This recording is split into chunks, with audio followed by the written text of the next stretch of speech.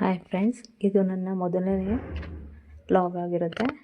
So ನಾನಿವತ್ತು Kashmiri style mutton curry ಮಾಡ್ತಾಯಿದ್ದೀನಿ.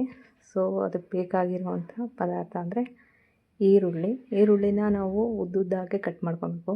ನಾನು ಅರ್ಧ kg ಮಟನ್ ಮಾಡೋದ್ರಿಂದ 2 ಈರುಳ್ಳಿ ತೊಗೊಂಡಿದ್ದೀನಿ. ಸೊ ಅದಕ್ಕೆ ಈರುಳ್ಳಿ ಮತ್ತು ಟೊಮೆಟೊನೇ ಮೇನ್ ಇಂಗ್ರೀಡಿಯೆಂಟ್ಸ್ ಆಗಿರುತ್ತೆ. ಸೊ ಟೊಮೆಟೊನೂ ಅಷ್ಟೇ 2 ತೊಗೊಂಡಿರ್ತೀನಿ. ಟೊಮೆಟೊನು ಸಣ್ಣ ಸಣ್ಣದಾಗಿ ಕಟ್ ಮಾಡ್ಕೊತಾ ಇದ್ದೀನಿ. ಯಾವುದೇ ತರಕಾರಿನಾಗಲಿ ಕ್ಲೀನಾಗಿ ತೊಳೆದು ಆಮೇಲೆ ಕಟ್ ಮಾಡ್ಕೊಳ್ಳಿ.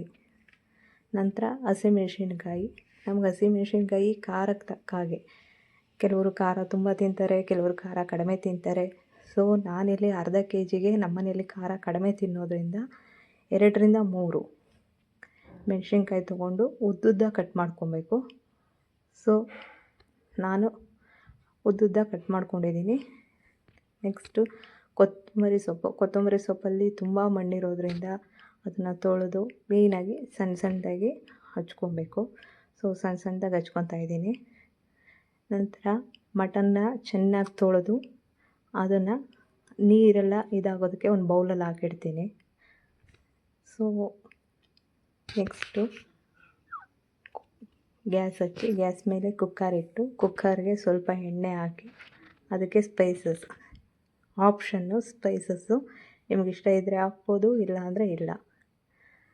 ದೊಡ್ಡ ಇಲೈಚಿ ಅಂತ ಬರುತ್ತೆ ಅದು, ಚಕ್ಕೆ, ಪಲಾವ್ ಎಲೆ, ಲವಂಗ, ಏಲಕ್ಕಿ ಇದನ್ನೆಲ್ಲ ಹಾಕಿ ಸ್ವಲ್ಪ ಎಣ್ಣೆಲಿ ಫ್ರೈ ಮಾಡ್ಕೊಬೇಕು.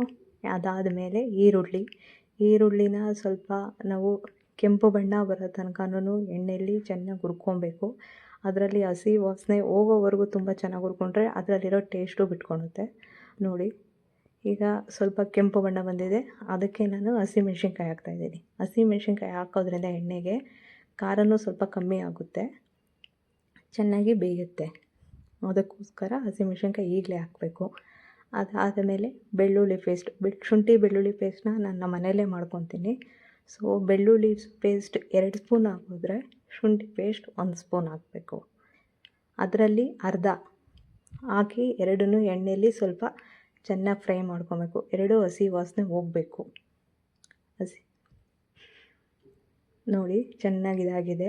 ಈಗ ಅದಕ್ಕೆ ಕಟ್ ಮಾಡ್ಕೊಂಡಿರೋಂಥ ಟೊಮೆಟೊ ಹಾಕ್ತಾಯಿದ್ದೀನಿ. ಸೊ ಟೊಮೆಟೊನ ಚೆನ್ನಾಗಿ ನುಣ್ಣಗೆ ಬೇಯೋವರೆಗೂ ಫ್ರೈ ಮಾಡ್ಕೊಬೇಕು.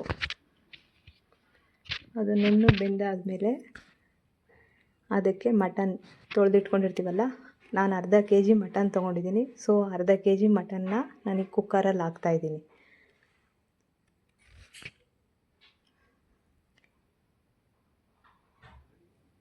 ಈಗ ಚೆನ್ನಾಗಿ ಮಿಕ್ಸ್ ಮಾಡಿ ಅದರಲ್ಲಿರೋ ನೀರಿನಂಶ ಎಲ್ಲ ಹೋಗೋವರೆಗೂ ಬೇಯಿಸ್ಕೊಬೇಕು. ಮಟನಲ್ಲಿ ಸ್ವಲ್ಪ ನೀರಿನಂಶ ಇರೋದರಿಂದ ಸ್ವಲ್ಪ ಚೆನ್ನಾಗಿ ಫ್ರೈ ಮಾಡ್ಕೊಬೇಕು. ಸೊ ಇದು ಕಾಶ್ಮೀರಿ ಸ್ಟೈಲ್ ಆಗಿರೋದ್ರಿಂದ ನಾನು ಕಾಶ್ಮೀರಿ ಮೆಣಸಿನ ಪುಡಿನ ಹಾಕ್ತಾಯಿದ್ದೀನಿ 1 ಸ್ಪೂನು.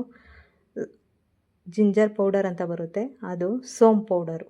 ಸೊ ಸ್ವಲ್ಪ ಜಿಂಜರ್ ಪೌಡರ್ 1/4 ಸ್ಪೂನ್ ಹಾಕಿದ್ರೆ ಸೋಂಪು ಪೌಡರ್ ಅದರಲ್ಲೂ ಸ್ವಲ್ಪ, ಅದಕ್ಕಿಂತ ಕಡಿಮೆ ಹಾಕಿ ಚೆನ್ನಾಗಿ ಫ್ರೈ ಮಾಡಬೇಕು. ಸೊ ಫ್ರೈ ಮಾಡಿದಾದಮೇಲೆ ರುಚಿಗೆ ತಕ್ಕಷ್ಟು ಉಪ್ಪು ಹಾಕಿ ನೆಕ್ಸ್ಟ್ ಅದನ್ನು ಸ್ವಲ್ಪ ಚೆನ್ನಾಗಿ ಬಾಡಿಸಿ ನೀರು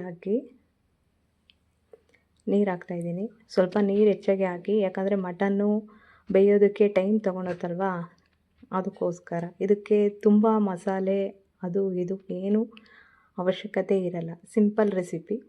ಸೊ ನೀವು ಒಂದು ಸಲ ನಿಮ್ಮ ಮನೇಲಿ ಟ್ರೈ ಮಾಡಿ ನೋಡಿ, ತುಂಬ ಚೆನ್ನಾಗಿ ಬರುತ್ತೆ. ಟೇಸ್ಟು ತುಂಬ ಚೆನ್ನಾಗಿರುತ್ತೆ, ಪ್ರತಿಯೊಬ್ಬರು ಇಷ್ಟಪಡ್ತೀರಾ. ನೋಡಿ, ಸೊ ಕೆಲವರು ಧನಿಯಾ ಈಗಲೇ ಹಾಕ್ತಾರೆ, ಕೆಲವರು ಅದಾದಮೇಲೆ ಹಾಕ್ತಾರೆ. ನಾನು ಈಗೂ ಸ್ವಲ್ಪ ಹಾಕ್ತೀನಿ. ಅದಾದಮೇಲೆ ಕುಕ್ಕರ್ ಕ್ಯಾಪ್ ಚೆನ್ನಾಗಿ ಬೆಂದು ಕುಕ್ಕರ್ ಕ್ಯಾಪ್ ತೆಗೆದಾದ್ಮೇಲೂ ಸ್ವಲ್ಪ ಹಾಕ್ತೀನಿ. ಸೊ ಕುಕ್ಕರ್ ಕ್ಯಾಪ್ ಹಾಕಿ ಈಗ 6ರಿಂದ 7 ವಿಷಿಲ್ ಬರಬೇಕು, ಅಲ್ಲಿವರೆಗೂ ಕೂಗಿಸ್ಕೊಳ್ಳಿ. ಈಗ 6ರಿಂದ 7 ವಿಷಿಲ್ ಬಂದಿದೆ. ಸೊ ಮಟನ್ನು ತುಂಬ ಚೆನ್ನಾಗಿ ಬೆಂದಿದೆ, ನೋಡ್ತಾ ಇದ್ದೀರಲ್ಲ, ಎಲ್ಲ ತುಂಬ ಚೆನ್ನಾಗಿ ಬಿಟ್ಕೊಂಡಿದೆ. ನೀವೇ ನೋಡ್ಬೋದು. ಈಗ ನಮ್ಮ ಮಟನ್ ಚೆನ್ನಾಗಿ ಬೆಂದಿದೆ. ಇದನ್ನು ಒಂದು ಬೌಲ್ಗೆ ಸರ್ವ್ ಮಾಡ್ಕೊಳ್ಳೋಣ. ಸೊ ಒಂದು ಬೌಲ್ಗೆ ಸರ್ವ್ ಮಾಡಿಕೊಂಡು ಧನಿಯಾ ಬೇಕಿದ್ದರೆ ಹಾಕ್ಕೊಬೋದು, ಇಲ್ಲ ಅಂದರೆ ಇಲ್ಲ. ಸೊ ಹೇಗಿತ್ತು, ನಿಮ್ಗೆ ಇಷ್ಟ ಆಗಿದೆ ಅಂದ್ಕೊತೀನಿ. ಸೊ ನೀವು ಒಂದು ಸಲ ಟ್ರೈ